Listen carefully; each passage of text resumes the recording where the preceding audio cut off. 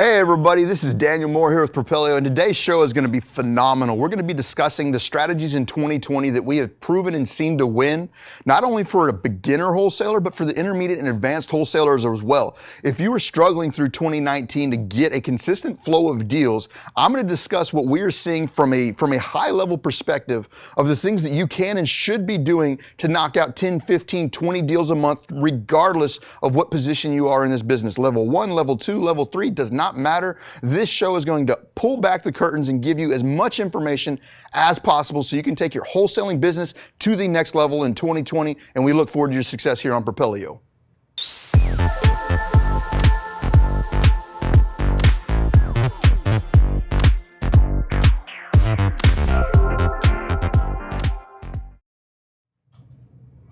Hey everybody, we got the amazing Grant Kemp over here, the sub-2 specialist, the absolute king of owner financing. I love everything that you've done, man. You've been a personal mentor of mine. You have taken me up from being a lowly nobody and still am in your presence. I follow in your shadow daily. Nah, that's but false. I love being on the show with you here, man. How's it been for you? It's been excellent, man. It's been very busy. We are buying houses like crazy right now and in a hiring frenzy and just trying to keep up. Feel like it's in you know that scene in Indiana Jones where there's like the giant ball like running. I do. Like, I didn't expect this to work so well so quickly. Oh! But things are going well.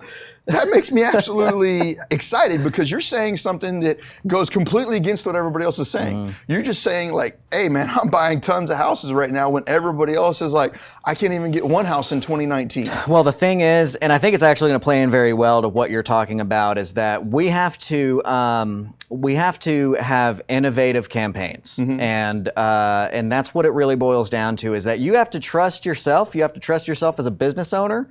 You have to stop necessarily looking at like what everybody else has done for the past 30 years, and you have to start saying, what is it, if I built a company today only knowing the things that I know today, what would it look like? And that was the aha moment I had about 5 months ago, and it caused me to completely turn my company upside down. I mean, literally like went from staff and doing business to shut it down, fired everybody. Well, fired half quit, but understanding that was going to happen and rebuilding and just saying, look, we know what we know.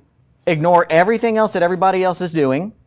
With this knowledge, what would you do to rebuild? And you come up with an innovative campaign, you come up with an innovative plan, and you enact it. And I think that plays in very closely to what you're talking about today. Is like, stop paying attention, right? Because we have discussed for the past month and a half, 2 months, the market's shifting. And that's not just the housing market. It is the real estate investing game itself. Like, you need to understand that not only do I need to shift my acquisition disposition models, I need to shift my marketing models. I need to shift how I am doing this business. Because if you're trying to do what worked 5 years ago, it doesn't work in 2019. It doesn't work in 2020. So that's what we're going to get in deep on right now on today's show is, let's talk about your newer real estate investor. What should you be doing? What should you be going out there trying to do? If it was 2010, I'd say, you know what, go farm the MLS. Right. Like 2010, 70-cent deals on the MLS was common. If you're trying to recreate that wheel of 2010, it doesn't work in 2019, and it's definitely not going to work in 2020. So I want to dig in deep, and I'm going to start out, and we're going to break this into 3 segments. What are we going to be doing as a brand new person that's never done a deal, and how are we going to earn and win our right into this business? We're going to go into segment 2, and we're going to really drill down and say, hey, I am an intermediate person. I've done 20 to 30 deals. I know how to contract and go through curative title.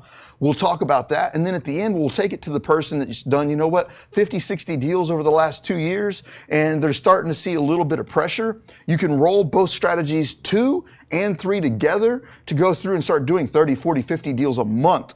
And we can do that in a position of safety, so that way if the market does shift, we can pull all that together. And I think that you are an amazing person to have on this specific show, because stage 3 person needs you.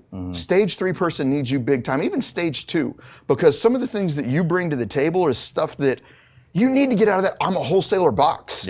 If you are trying to sit there in that I'm a wholesaler box, you have been told, I will tell you, wholesaling works in any market, any cycle. Does not matter. It works.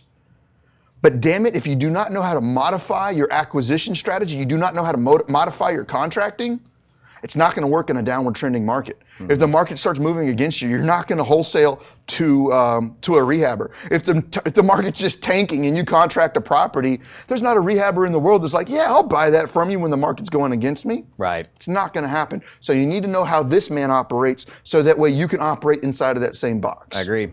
So yeah, I mean, and so like it is wise business to say focus on your niche. It is wise business to say like ignore things that are outside of your, Jim Collins calls it the hedgehog principle. Gino Wickman refers to laser focus, right? Like every business book talks about you dive into your thing and you don't do it if it's outside of that thing. And I will reiterate that the most successful people in this world are the ones that say no easiest. However, I think too many people have falsely attributed that to I'm a wholesaler or I'm a fix and flipper or I'm a landlord. When I argue that your answer should be, I'm a single-family real estate investor, right? Much better. And I need to have the tools to make money on deals in single-family, because otherwise you're not converting on leads that I am, and that's why my cost. You want to know what my cost per close on marketing right now is? It's stupid. like $800? $400. $400. My cost per close on marketing right now is $400, and that's not even counting the JV deals that we get in for free. Let's talk about that. And I'm going to talk about this for just a second, and then I'm going to pivot straight to the topic, because I think it's important. Your cost per close is $400. You talked about Gino Wickman, laser focus. You talked about the hedgehog principle. I think all of those are important. Your lane of focus is not saying I'm a wholesaler, I'm a sub-2 specialist. Your lane of focus is saying I am a single-family real estate investor. Right. This ties in really well to the last month and a half of shows that we've been doing, and a lot of what I've been speaking about on stage of you need to understand what market cycle you're in.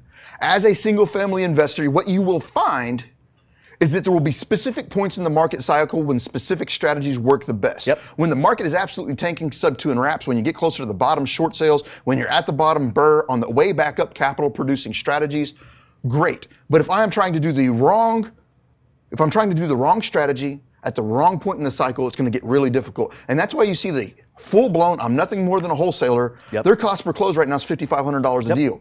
That sucks. You're able to do it at $400 a deal. Why? Because you're smart enough to realize that right now, XYZ is where we need to be, and because you realize that your cost per close is almost nothing, because it's a non-saturated market, because the people that claim that, oh, we do blank, blank, blank, are not smart enough to pivot to what needs to happen right now. So let's talk about that. Yeah, so I think that it's super important as a business owner. Here's the thing that I think everybody can benefit from. No matter if you're stage 1, 2, or 3, like you were referring before, it does not matter what stage you're from. You need to, as soon as humanly possible, stop thinking yourself as a real estate investor and start thinking of yourself as a business owner. That change in mentality is going to make so many small changes in your career that make big differences on the results, right? And part of that is understanding that, we talked about like visionary and integrator last week. I had Ronnie Walker on the show. We were talking about that. It was a great show. He's a great operational mind, and he's a textbook COO. He's a textbook integrator. If we're talking in traction terms, I'm a textbook CEO. I'm a textbook visionary. My job, my whole world is spent living 2 years from now. My whole world is, what does our world look like in 2 years, and what do we need to do today to where 2 years from now works really well, right? And what we found is that, again, by sitting and having that aha moment, by having that, like, what do we need, you said a second ago, where do we need to be going? What's actually happening in the future here? That's where a business owner thinks about it like that, whereas a real estate investor thinks, well, what is everybody else at this RIA doing, and how can I try to copy that? And guess what you're copying? You're copying a bunch of fluffy flex that isn't true. You're copying a bunch of people who aren't really, and I say that like directly after I'm like, I'm closing all these deals. Like who do you actually trust? I get that, right? However, hopefully, as you start to talk to people enough, you can discern the ones that are really doing something and the ones that are just trying to flex on you. But stop paying attention to that. Stop paying attention to being a real estate investor and start looking at what can I do to look at the future and close deals today that are going to set me up to making money in 2 years, 3 years, 4 years, 7 years. Kind of like his 7-year flip cycle. If you go back to our whole series on the market cycles, you got to be looking in the future, and looking in the future is how you get set up for today. Let's talk about the future right now. 2020. If you're a brand new wholesaler, you've never done a deal before, you're jumping in on this right now, you're brand new to this system, you're going to hear a lot of advice. I'm going to be one of them. You're going to have to choose which one do you think is accurate. I'm going to tell you things that actually somewhat go against some of what I do. If you are a brand new real estate investor, you're going to need to start sourcing deals that have not hit lists yet. You're going to need to figure out how to find deals that have not hit lists yet, and that's going to take a lot of time. That is why you will have an advantage to some of the larger outfits, some of the people doing more volume, is because you're going to have the time to try and find the one property that no one else has found, so you can make that $30,000 payday. Doing that is going to be going through and finding a niche list, essentially creating your own list. And by doing that, you're going to be able to target people that others are not finding. If you're out there going out there and saying, you know what, I'm going to go download 50,000 free leads today from XYZ source, that is super simple. Super simple does not create the best results. Will it create results? Most definitely. You can go to Propelio.com right now, 14-day free trial. Download 140,000 free leads, absentee owners out of state. Can you market to them? Most definitely. Can you get deals out of them? Most definitely. But the deals will be a little thinner. It'll take you more effort to get them. And right now, if you're on a $0 budget, you need to be paying attention to your finances. So what can we do as a newer real estate investor to really get down? First of all, go to the Propelio Academy. Get as educated as you possibly can, because when you find that deal, you need to close it. You need to understand the negotiation aspect. You need to understand the contracting process. You need to understand the escrow process. Educate yourself to the nines in the Propelio Academy. But let's start talking about some niche lists. Whenever I was going hard and heavy on wholesaling in 14 and 15, I found a niche in water lists. No one was selling them. You couldn't buy them anywhere. And not only could you not buy it anywhere, no one had ever even heard of it. You start bringing it up and people are like, what? What are you talking about? You need to find a niche list. And what do I mean by a water list? I'm finding homeowners that have had the water shut off in their property in the last 30 days, or the water's been shut off for at least 6 months.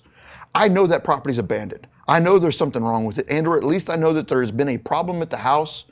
I can find and curate that list myself and market to it. Well, if I'm marketing to a list that no one else is marketing to, my odds of getting contract are far higher, extremely high. That is a great way of getting access to people that are not on lists. What else can I do? Bandit signs.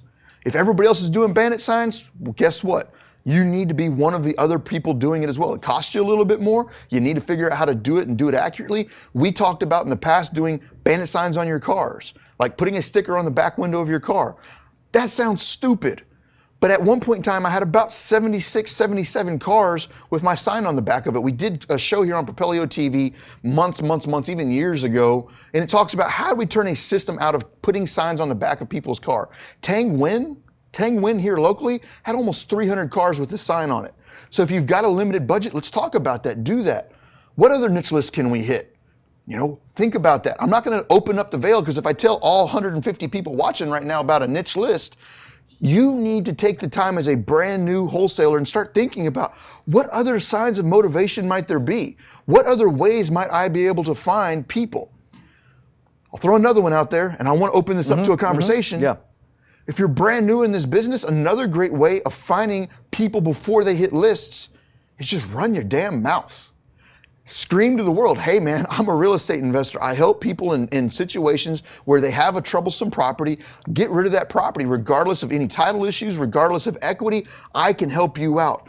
If you start screaming to the world, everybody, you can start finding the people that are having problems that haven't hit a list yet. You know what? They're 2 months behind on their house payment. They're about to go to foreclosure, but foreclosure hasn't happened yet. You can find those people by doing nothing more than just running your mouth.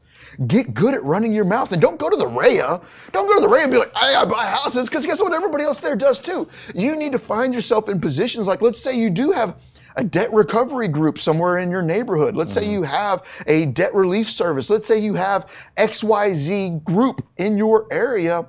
Inject yourself into that group and start becoming the middle of that group. I had a conversation with a person in Baltimore when I flew up there, and she was working with the government, and she was seeing areas of gentrification where 80, 90-year-old people that have been living there forever were being taken advantage of through the gentrification. People get $5,000 behind on taxes.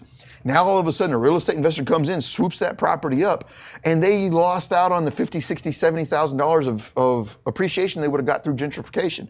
She was like, how do I help these people? What do I do? And I was like, inject yourself into that market and become the expert. Start educating all these people on what's going on in their market. Become the person that all of these older people understand and know.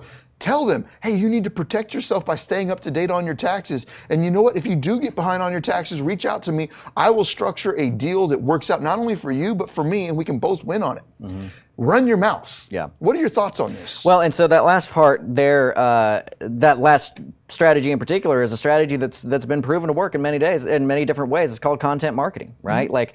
Like what he's just proposed is not too dissimilar to what we're doing right here. Is if you can provide value to somebody in some way, then the hope is eventually you have a business relationship together, right? Mm-hmm. Now the core of that has to be just like this. I mean, do you guys feel like you're getting real value out of these Grant Teach Me Somethings, out of these Propelio TVs, as a, you know, the Propelio Academy? Heck yeah, I would hope so. At least give us some feedback if you do. But similarly, that's kind of what you're proposing to do for the folks over there. Is like, hey, let these guys know what they can do. Give them the ideas of how to fix that, how to stay up, and then you're already the authority for them. If they do decide, look, I just can't, you know, you've kind of got that built in. I've got a funny story about just running your mouth and just being the guy, right? I say that often, just be the guy, the girl, whatever. Be the real estate person. I'm sitting in this is kind of twofold. It's actually going to, now that I think about it, it kind of goes back through your list just in the opposite direction. But so you got the content marketing. Next step, I'm in a gas station with somebody that I was training up as basically as a JV partner, right? Somebody who had come in and had hustle, wanted to kind of shadow and get some things done and work for us. So we're at a gas station. We're just talking about real estate. I'm going to one of my houses that I had over there. And one of the guys that's like playing the gas station casino game overheard us. Long story short, I bought his house and it was next door to my house literally it was the next door house to the house I was headed to, right? That's wild. But he just heard us talking about real estate and he's like, hey, so do you buy real estate? We're like, yeah, man, absolutely. Where do you live? What do you got, what you got going on? And we just started the conversation, set an appointment. I sent my acquisitions team out there the next day. They contracted the house and we bought it. It was next door neighbors, right? It's just funny, right? Just funny story. But it goes down to what you're saying, just constantly being that guy, constantly talking about what you've got going on and letting people know what you're able to do for them. How much of a budget does that take? Right, yeah, like zero. Zero. It's your gas money. And so taking that one step back even, if you kind of dissect even what we're doing on that side, is Ronnie brought up a really good point last week of pull out the Propelio Driving for Dollars app, and every time you go on an appointment, get there 45 minutes early, drive the neighborhood, and drop pins. Every appointment you go to, you want to get 10 houses in the neighborhood that may be motivated. You're already out there. Let's leverage the time and gas you are already spending. Get an appointment, drive the neighborhood, and that way, man, if you can get multiple houses in your same neighborhood, that's where it's at. I mean, I know you've known people that basically own an entire neighborhood after just hammering that so hard. And that's important for you to say. And we talked about in this early on segment, if you're a brand new wholesaler, you need to get off-market properties. And I truly mean off-market. They have not hit a list. Driving for dollars is an excellent way to pull that down. If you're out there driving for dollars and you start seeing homeowners that aren't taking care of their property, they may not be on a list yet. And if you're the only person marketing to them, you are solid on that. So don't think that Propelio can't help you out on that. Go out there, download the Driving for Dollars app. It's absolutely a gold mine of a marketing strategy right now. But you take that. Let's just say we do create some of these off-market lists. Take them back to Propelio and stack against them. Find the ones that have high equity. Stack against them to find the absentee. Stack against them to find other motivating factors. What do you mean by stack against them? Somebody who may not be familiar with the word of stacking, if you're in your first stage here, before we go to break, I mean, I know we want to move this on to get to the next, but what is lead stacking? All right, I'll break that down. I'm going to use the most common list that we've ever heard about out there. It's the one that everybody hears about, absentee owners. Absentee owner meaning that somebody owns a house but does not live there. That is one motivator, one potential motivator. I will stick another one on top of that, and I'm going to say absentee owner that's out of state. Somebody that's trying to manage a property remotely is going to be more likely to be stressed than somebody that's managing it locally. So that's one motivator plus another motivator. That is a stack of motivation. I can throw another one on top of that. Absentee owner out of state, behind on taxes. Well, what I'll do is I'll take a list of 1 million people, and by adding out of state, I'll reduce it down to 100,000 people. And then by adding a third qualifier on there of tax delinquent, I have now reduced it down to 1,700 people. Well, it's much easier to market to people that have 3 motivators, and the probability of me closing on the 3 motivators than the single motivator is higher. So we start talking about stacking lists. Well, if I go out and I start driving for dollars and I'm on a limited budget, what I might want to do is start running that list to find out, A, what type of equity is in the property? B, are there any liens against the property? Are there any recent mechanic liens? Are there any sort of additional factors that are possibly running against that property? Was it vacant? If it is vacant, is it a 94-year-old owner-occupant and it still shows to be a 94-year-old owner-occupant? That's an indicator for an experienced investor. At 94 years old, the tax rolls still show it to be owned by that person, and that property is vacant. That person is likely either A, in some sort of long-term health care, they've had to move out. B, they've passed away and no one has handled the estate. Or C, unfortunately, they're in some, it's like one of those two things. If you can find that person and or that person's relative, you are likely going to set yourself up in a great position, because it's sad to say, but there are some people in their older years that have no family around them, that have no friends around them. And when they pass away, no one knows. That daughter that they haven't talked to in 35 years does not know that their mother has passed away and that they've inherited this property that's free and clear and is just collecting tax liens. Right. So go after those types of properties. Absolutely. So that property stacking is something that previously Propelio hadn't been able to do for a long time, but now, y'all went with national list and you added the property stacking. That makes it a super powerful tool for pulling these things down, because you get to, as a business owner, say, what is the niche? What is my differentiator? What is the thing that I am going to go for that maybe not everybody has thought of, or that I can do better than everybody else, right? So it's really important to get in here and really analyze this stuff, because again, being a Propelio subscriber does not take a lot of money. You're already here anyway. The academy is free. You've got all the education available to you. Having those lists available to you with a website for people to land on, being able to outsource a lot of that is massive. And then if you can use the driving for dollars and you can go out there and build these niche lists that you can be hitting, because you have the ability to hit, a smaller number of houses more personally than I do. I'm not going to go knock on doors. That's not going to happen. I've never knocked on a door. But you might be able to do that. And the difference being, my budget is going to win for me, but your time is going to win for you. And you've got to leverage that time that you have, if you don't have that budget, to turn that into deals when you're in that first stage. So we're going to take a break, and then when we come back, we'll kind of move this over and say, okay, so here's our first stage. We've got to really think about, what do I have to leverage for this deal? Do I have time, money, or knowledge, right? Well, right now, at the beginning, if you only have time, leverage it. And you have knowledge because you got the Propelio Academy, you got us, you got this community, you got the Propelio Facebook group, right? Leverage those things to go get those deals, because money will chase good deals. You can find a way to wholesale with that. And that kind of goes into that next step that we'll be talking about after the break, of what do you do when you're kind of getting a little bit of traction? How do you move this along into making it into a true business? So stick around, and when we get back, we're going to really help you get into that next stage of your career. This is Steve. Steve is a successful real estate investor. Steve is wearing glasses, so therefore he's a successful real estate investor. You go, Steve. Go, Steve, go. Go get those dollars. You see that blue dot? That's Steve. Just looking at houses left and right. Look at him go. Get the Propelio mobile app and drive for dollars today. All without leaving your car. All right, welcome back, guys. I'm so glad that you're here today. So glad that you're tackling this topic, because I think it's important for us to know, we talk a lot about like current things, right? Like currently what's going on, what are we spending, what are we doing, blah, blah, blah, blah, blah. But we got to kind of rewind back to an understanding in the past when we've asked several times, what stage of your career are you in? we've got a lot of people getting in right now. We got a lot of people who are understanding, hey, real estate might be the place that I'm able to make a difference in my life. And that's what happened to us. And you and I both had success from, I've always attributed a lot, I've always tried to bring light to the luck aspect of it. Ronnie hates when I talk about luck because he says, look, double sixes, if you roll double sixes, that's luck, right?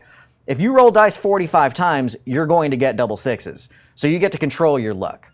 And I think that's wise. It's true because it is a numbers game, and you got to get out there and you got to control your luck. It's like they say, the harder you work, the luckier you get. So there is luck involved in that, and I don't want to discredit that, but I do want to bring light to you gotta hustle. You gotta find this. You gotta treat this like a business owner. You gotta find your innovative campaign. You gotta stick with it, be consistent, and push. And work your butt off. And both of us, when we got into this business, neither one of us had big budgets at all. No. Neither one of us came from money. Neither one of us had money. And we got into this business figuring out how can we innovate and do something different to take down deals for ourselves that other people aren't recognizing, right? And so you spent the first segment talking about, hey, look, we're in that position again. There's a lot of deals out there. People are having a tough time, and you're getting in, and you may be looking at a lot of people from Maria who are fluffy flexing. It's what I'm going to coin from today, and they're not really somebody you want to follow. Here's the real deal: you got to innovate. You got to find some way to get in there to leverage what you have as what you may consider a weakness.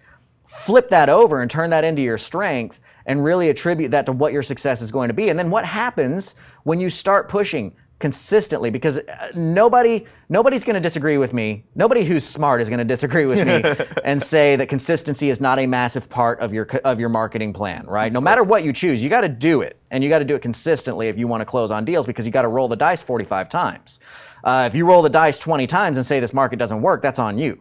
You roll the dice 90 times and say this market doesn't work, you're not innovating. You're not thinking about that, right? I love how you're putting that. So walk us through some more. What's our next step here? All right, so let's take it to the next step. You have been doing stage one for a while. You've closed down 10, 15, 20 deals. Don't stop that. Keep that pipeline rolling. But let's talk about how you can start leveraging what you now have that many others do not. And that is experience. You've got time, you've got knowledge, you've now got experience. You know how to take these things through curative title. You know what the hiccups look like. You understand contracting. You've contracted enough properties now that you've got a better understanding of it. Are you an expert? Maybe not, but you've got more experience than who? That brand new person that's coming in. And this is where I would recommend a lot of the people that are doing, 20 deals a year and they're struggling to see where that next piece is. One of the biggest mistakes I made coming into this business was thinking it was a me against you. Mm-hmm. It was, like if Grant Kemp wins, I lose. If I win, Grant Kemp loses.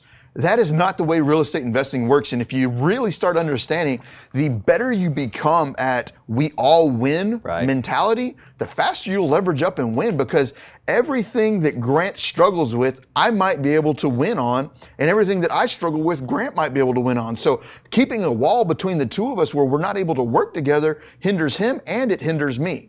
So if you do have experience under your table, what I would recommend, it could really reduce your cost per close down to nothing, is leverage yourself as a resource to the newer real estate investor struggling to get a deal pulled down. Mm-hmm. Start networking in the REIAs, start networking within groups and saying, hey, I have experience. If you have a contract, or let's say you have a lead and you're just sitting there looking at it with a blank stare like, I have no clue what to do. I don't know how to determine ARV. I don't know how to get in there and determine repairs. I don't know how to contract. I don't even know what contract to use. If you're just sitting there stuck, this goes for both sides of the coin. Instead of just sitting there and staring at a potential bag of money, reach out to a network and say, hey, I know you've got experience. This goes for the newbie. Hey, I know you've got experience. I've got this lead. Will you work it with me and establish a relationship? You've got to build relationships in this business. Establish a relationship with someone that is known in the industry for being able to close a deal. Establish that relationship, leverage their experience and knowledge, so that way you can contract that property together. Maybe you can call somebody up and say, hey, Grant, I've got a lead that just came in. This is what's going on with it. They owe $1,700 in past due payments. They're not in foreclosure yet, but I pulled this one from my driving for dollars list. They have about $70,000 owed on the mortgage, and I'm pulling up ARV right now of about $100,000. It's only $70,000 owed. They got $100,000 there. I don't see a lot of equity. I don't know what to do with it. Well, maybe Grant can sweep in there and take a look at it and go out there and contract it for you, because what you didn't know is that there was $70,000 owed on it, but $40,000 of that 70 was an abstract of judgment on a homestead in Texas that could be wiped away instantly. Right. I just cured $40,000 of judgments against a property just because of my experience. Right. And now we all can pull that deal down together and both make a big chunk of change just because the experience needed was there. So if you have experience, leverage it. If you don't have experience, leverage it. Where I see the intermediate wholesaler really being able to get in and dominate right now is leveraging experience. So go to every REIA you can, network with every person you can, and talk to them and get their phone number and say, hey, are you having leads that you're struggling with? I'll partner up with you on it. We'll split up the deal. Hey, do you have a property under contract and you can't get it moved? I'll partner up with you. I'll help you move it. We'll JV on the deal. We'll co-wholesale it. Do these types of things, and now your business is getting as many contacts as you can, and then communicating with them. Don't just go out there and say, hey, Grant, I'm an experienced wholesaler. What I can do for you is I can help you contract properties. I can help you move properties. I can help you negotiate on deals that you're struggling with. If you have failed to contract a property, pitch the lead to me, and if I can contract it, I'll JV the deal with you. Right. Well, I can't just talk to him and say that conversation once and expect Grant to remember 4 months from now whenever he's got a deal in place. I need to collect all of his information, and I need to now market to Grant. I need to have a weekly phone call with Grant and be like, hey man, what have you been doing? What kind of marketing have you been doing? What, you're getting discouraged? Here, let me share a Propelio mobile app with you so you can go out and drive for dollars. You start driving for dollars and I'll help you start cold calling this list. You can now leverage your experience by providing that to other people and lift them up. If you lift up 25 to 30 people with you and all 25 to 30 people are now JVing deals with you, you are not only helping them get to the next level, you're helping yourself close 50 deals a month, 20 deals a month. And you're not having to pay a huge marketing budget. So, Boom. so this right here is an extremely good tip, because again, both people on both sides need to look at that. If segment one was really talking to you because you haven't closed your first few deals yet, then this is something you need to be seeking those people out. You need to be seeking the people out who are smart enough and willing enough to work with and bring up somebody who's in a situation who needs their help. You need to be seeking that out. If you're getting into that position where you have some knowledge to leverage, you've got to start leveraging that, because there just are so many people in that first segment who are looking for their first deals and don't have all the connections and don't have all the knowledge, that you have the ability to bring them up, and your marketing budget is now being subsidized by however many hundreds or thousands of people you can talk to in that kind of conversation. But again, I go back to, you've got to think of everything as a business owner and not as a real estate investor. That is your marketing now. Your acquisitions funnel is your JV offer. And just like you've got to touch leads 5, 6, 7 times on a mailer campaign, you got to touch the leads on your JV campaigns as well, so that they learn that you're available as a resource, that you care about them, that you can do something, that you can help them through that, and that becomes part of that job for you. So you're still leveraging time over dollar, because you're going to the meetings, you're making the calls, you're creating that relationship, but it's very important. And that's where I really blew up. That was really my innovative campaign, so whenever I got into this business, I sought out the top, right? Like I didn't play games. I went straight to the guy that was the most revered. Scott Horn is the dude that has done the most owner financing deals in Texas, on that kind of, he's an attorney. That I went straight to him, bugged the crap out of him, got a partnership with him, and I worked my butt off for 5, 6 years, making only 30% of the deal, just because I knew that his knowledge, his resources, his ability to close meant that a little bit of a lot was going to work out to be a lot more than a lot of a little bit. How many deals were you able to close over that period of time? We did hundreds. Guesstimately? Yeah, we did hundreds, right? So like, and so the initial side of that is, okay, so it was my job to go hustle and find the deals, right? I could go in there, like I never once sat down with Scott so he could like pour in and train me, right? That wasn't our relationship. Our relationship was, hey, I'm going to go work my ass off, and if you're there to fund it and answer my questions, that's awesome. And he was like, sweet, here's a key to the office, here we go, right? God bless, I had a great open door in that not everybody gets. And I kicked that door down and I took it. And so I worked real hard. But then I came to find out, look, I still don't have a marketing budget. It's not like Scott's going to put his budget into me, right? Scott wasn't putting money into the company to go put out marketing. It was my job. I ate from the table that I put food on, and I didn't have a marketing budget. So I started JVing with people. I started bringing people in and teaching them and showing them, hey, this is how you recognize the type of deal that I'm going to be able to help you out with. So as you spend your marketing budget and you recognize this situation, call me and we'll split the deal with you. And that was when I moved from getting a couple of deals to consistently doing 5, 6, 7, 8 a month, because now I had what I would do in that model at that point in time is I would bring in 8 to 12 people at a time, sit them in a room, show them these are the things that we recognize as a deal that may make sense for us. Go spend your marketing budget. When you see something that fits this little flag for me, bring it to me and we'll close it together. That was my version of doing exactly what you're talking about. And I absolutely love it because you were brand new, flat out newbie. You were able to leverage the experience of somebody else. So like right now, if you're a brand new newbie and you're like, man, I'm not going to go work for 30% of the deal. How long and hard are you going to have to work to get your first deal? How long and hard are you going to have to work to get to where you're doing 15 to 20 deals a year? How long and hard are you going to have to do that? So if you're talking about like, well, I'll take 100% of 15 to 20 deals over 2 years, great. You took 30% of hundreds over a couple of years and you leapfrogged over so many other people because you got 30 years of knowledge poured into you. And I think that that's what bothers me.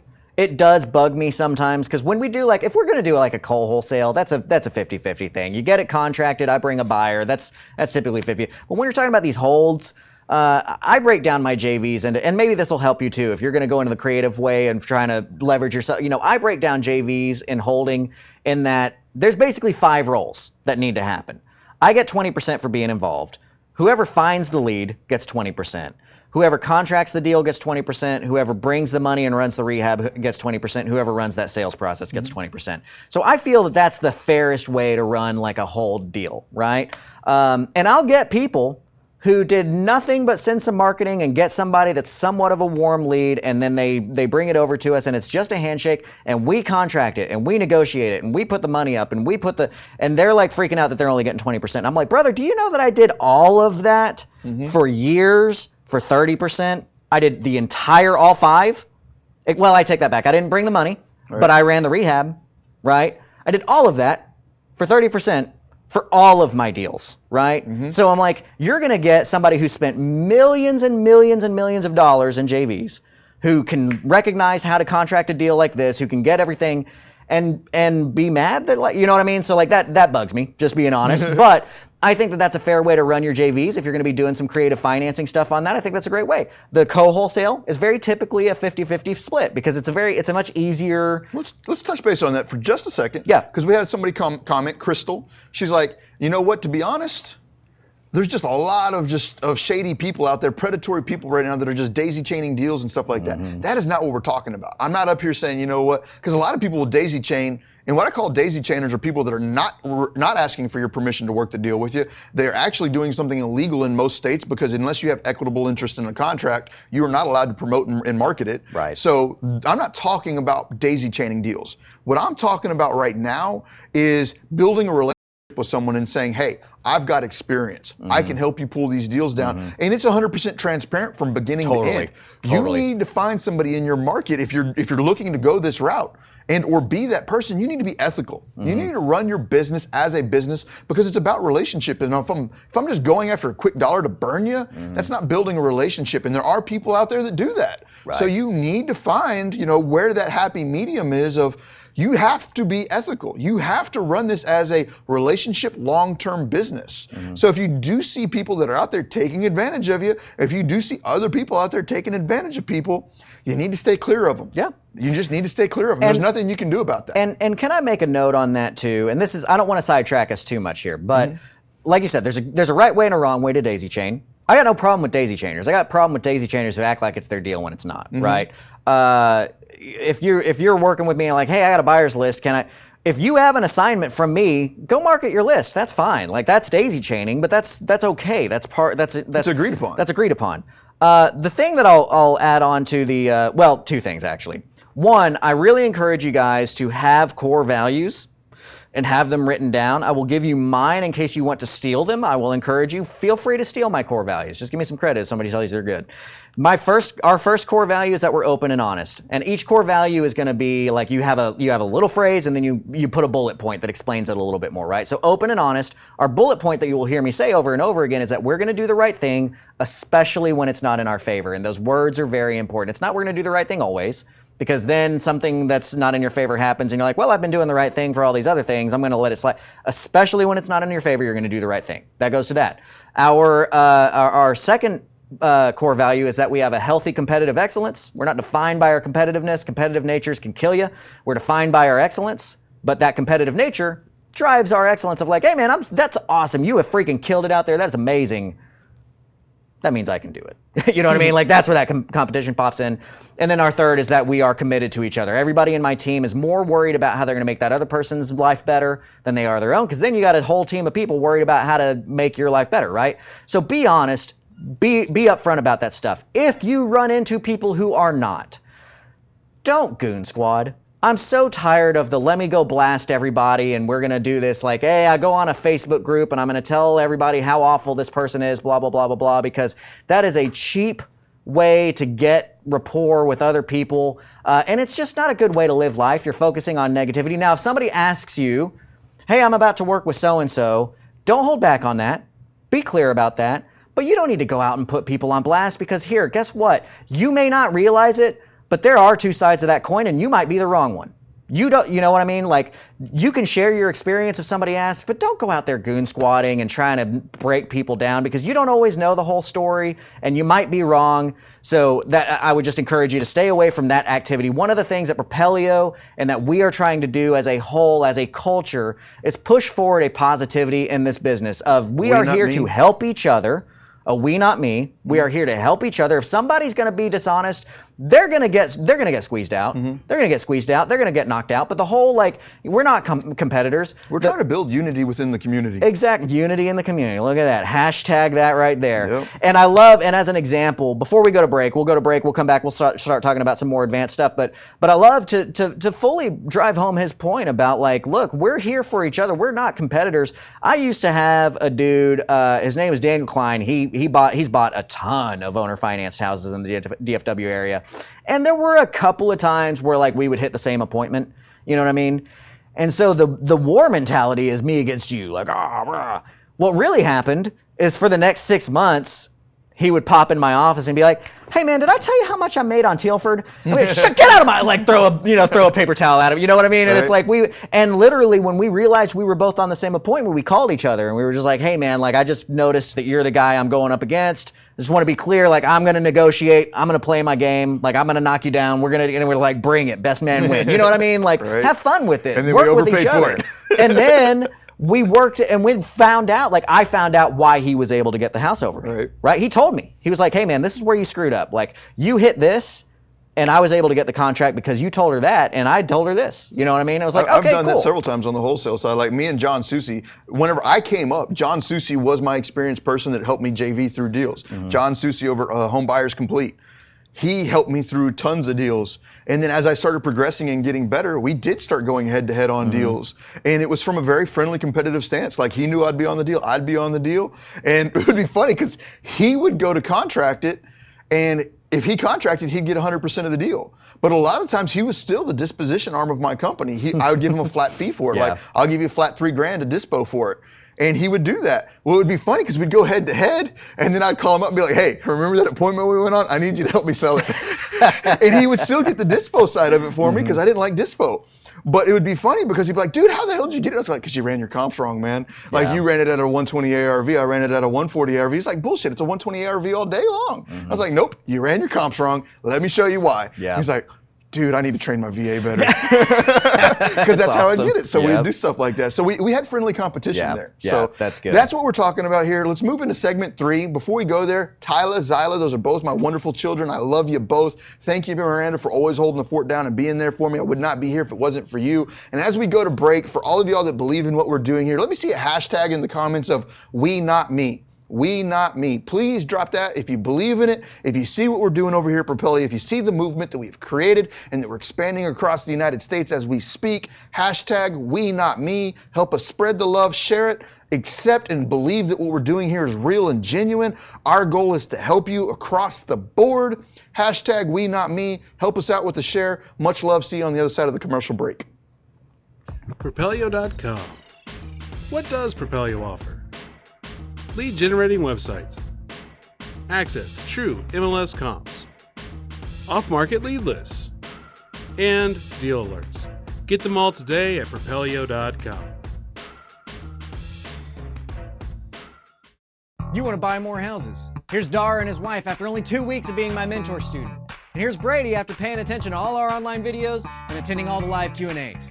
You want to buy more houses? 3 steps. Sign up at creativecashflow.com/memberships, watch all the videos, attend the live Q&As, and then send me a photo with you and your sweet, sweet new contracts. creativecashflow.com, helping you buy more houses for one low price of only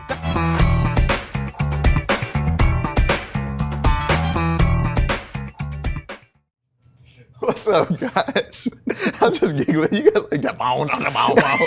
You like my little porno music I put on the end of that commercial? Yeah, girl. Hey, everybody, we're back here. So we're talking about more of the advanced person. You can obviously do this no matter what stage you're in, but this is going to cost you a budget. So if you don't have the budget to do this, probably stick back. What's got you giggling over there, man? Eddie Beams over here. Nosotros, no yo. I like it. I like it. Nosotros no yo. So there we go. I love that. So, hey, I already said hi to Tyler, but hi, Tyler. How are you doing? Hi, Zyla. Love you both. Much love on that side. So one of the let's talk things about that the advanced people. one of the things, and just real quick before we move in, I think that it's important that y'all understand anytime that we're saying educational stuff, these are like the cool thing that you have was getting an insight into us is like we're kind of being able to be your digital mentor here, right? We are giving you real life, real actionable information that you can actually go do something with. And I think the best way to show that oftentimes is like when I'm talking, it's like, look, this is how I got my deals. Like this is how we do it.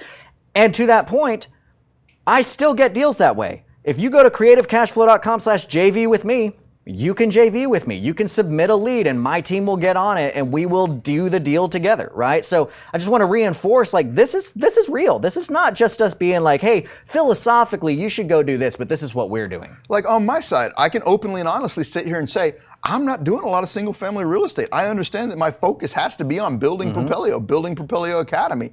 I would guarantee, and I would take anybody up on the challenge, that if you wanted me to do this, I could take a break from Propelio for a week, and I guarantee you exactly what I'm gonna do. I'm gonna go to every single REIA in town, I'm gonna talk to every single person in town, and I'm gonna say, hey, I'm looking at JV a deal. Does anybody got a deal out there? I can help you contract it, I can help you run the numbers on it, I can help you run it, I can help you close it, and within a week, I'd probably have 2 or 3 deals ready to close. Yeah. I have enough notoriety that I've built from this standpoint that I can easily go out there and JV deals. I'm not up here telling you, maybe-ish things. Right. This is exactly what I would be doing right now if I hit the boots on the ground running again. 100%. So what do you do when you step into that more advanced seat, right? When you start stepping into that more advanced seat and you're trying to turn volume, and this is kind of like on me, I would likely not go this route. But I see other advanced people doing it. I wouldn't. If it was me, I would just work the co-wholesale all day long. I could co-wholesale in multiple markets and really establish myself, and I could turn a large volume with limited risk. I would do that all day long. Something I see a lot of larger people, so this is something more for you to speak on, is they start getting outside of the major MSA. The major MSA being metropolitan service areas, DFW, Houston, Austin, San Antonio, getting out there, Los Angeles, San Bernardino, wherever we're talking about.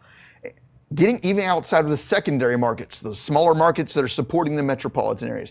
Getting into tertiary markets or secondary markets that have no MSA around it and hitting those hard where you have less competition, but you still have a volume of people that are willing to buy. You have to have buyers if you're gonna do that. So analyzing smaller markets that are off out of the distance, several hours, if not multiple of hours, outside of major metropolitan areas, targeting those for key dispo strategies. Getting in there, analyzing them, marketing to them, and then pulling back and saying, you know what, I'm gonna do that across 40 markets in the United States. So we see a lot of people doing virtual wholesaling. That's where this comes into play. And the reason I don't like it and I wouldn't do it is I'm not a big team player. I'm not. To do that, you're gonna need plenty of people running calls for you.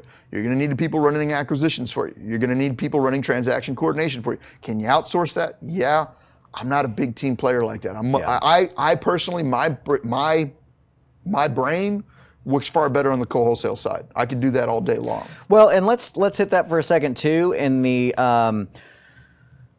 I want to make sure that you guys know that there's no wrong answer for the most part, right? Like if you want to wholesale 10 deals a year and make $200,000 and not have to have a team to do it, then freaking cool, man. That's your goal, right? Like if that fits into your overall, if you want to build that team much higher and have a lower profit margin per deal, but have a lot more deals, then cool, man, go do it, right? Like that's, like if you're not going to build a team because the team is not your thing, that's fine. Do it your way, right? Do it in the way that makes sense for you. I always say this I say this about sellers, I say this about you, I say this about, I don't care what you do. I don't care anything about what you want or what you do. I care why you do what you do and why you want what you want. Because as long as you're hitting your why, sweet. You're winning, right? So like mine, I'm that guy. That was part of my aha. That was part of my like, look, it's 2019. I have a tech background. I know how to program. I know how to automate. I know how to build teams.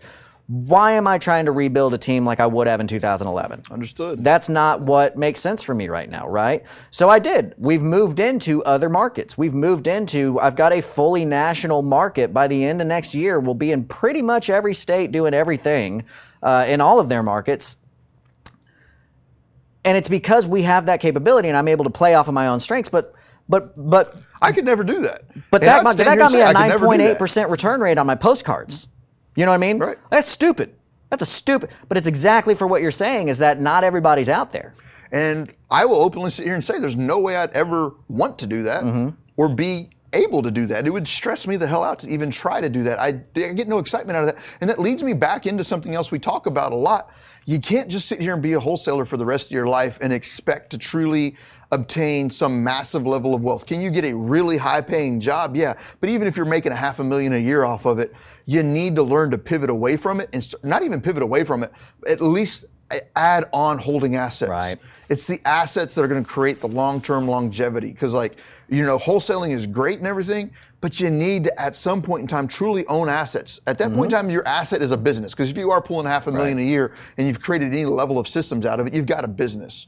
But it's kind of going to be hard to sell a wholesaling business unless you have really automated it and been able to remove yourself from it so that way anybody can jump into it. Well, and that's an insight too that I think you guys should really hold dearly to your heart, because that's a piece of advice that I constantly give to people is I'm not saying you need to sell your business, but I am saying you should consider running your business like you're going to sell it because it makes you make different decisions, right? And so like from our end, we've got a plan where we're not, because the capabilities that we have, I mean, literally like we're at the point where when we're planning out, we're looking at a 7-year plan and we're looking at hiring like Fortune 500 level CEO, Fortune 500 level COO by the end of that 7 years so that Ronnie and I can step into more of a board of director role rather than selling the company. But that means that we have to make different decisions now on how we're structuring things out to get to that position later, right? And so if you kind of have that view, like to your point, your asset is either your business or the assets, and if you can get both, that's where it's awesome. Like we're building assets in the business. I'm not churning a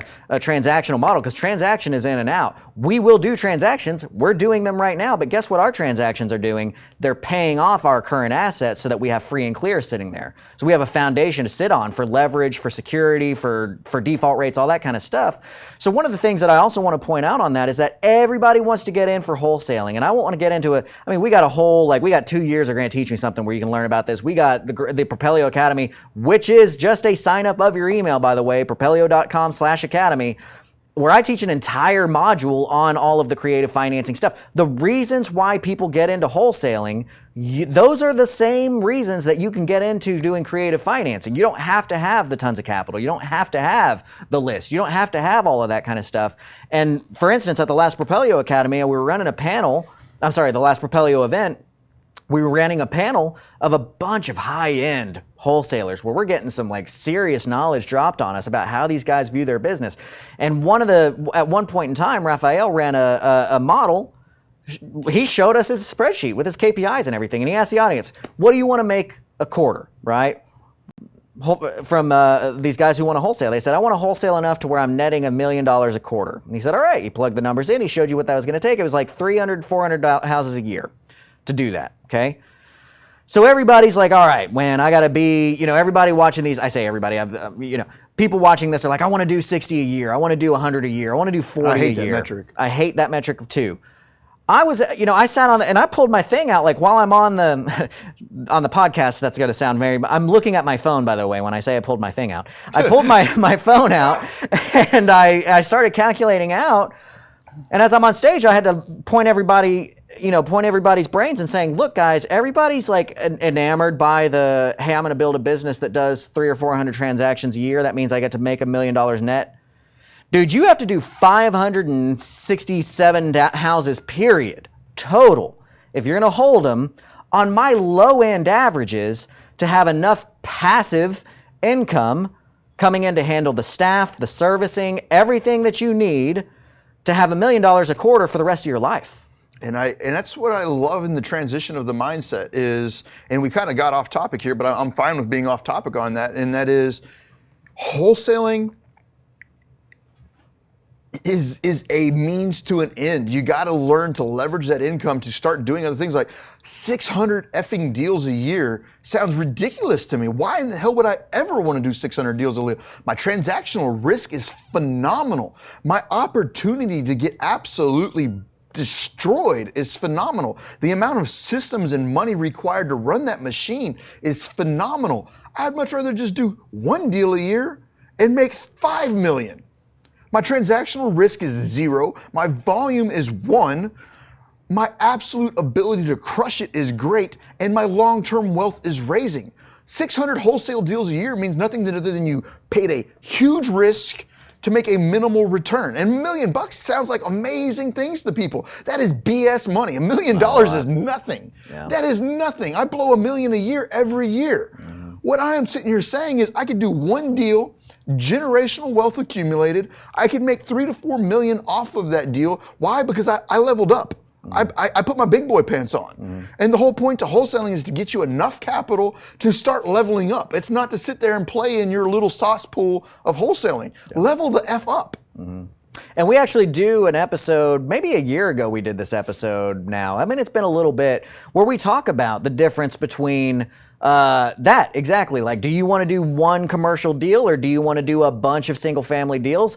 I don't disagree with what he said, but that's not my vision and my model.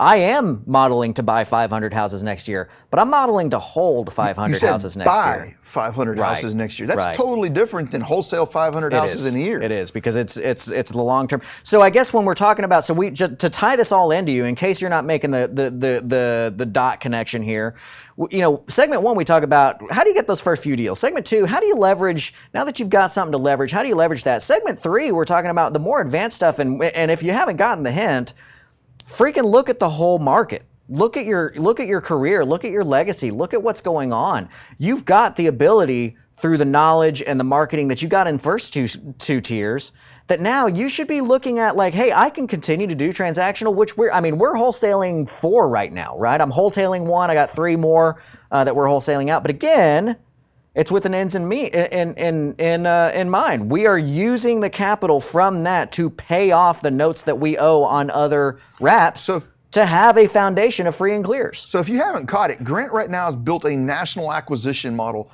not to just wholesale. Grant has built a national acquisition model to hold assets, to create long-term tangible assets that obtain and retain wealth. Grant is doing something that I consider every wholesaler that needs to do is you need to stop wholesaling. You don't need to stop wholesaling from a standpoint of like, oh, I've got a deal I can wholesale. You need to start saying, you know what? I'm going into a different world. I'm going to apply myself as a real estate investor. I'm going to start owning assets. You don't want to just sit there and wholesale forever.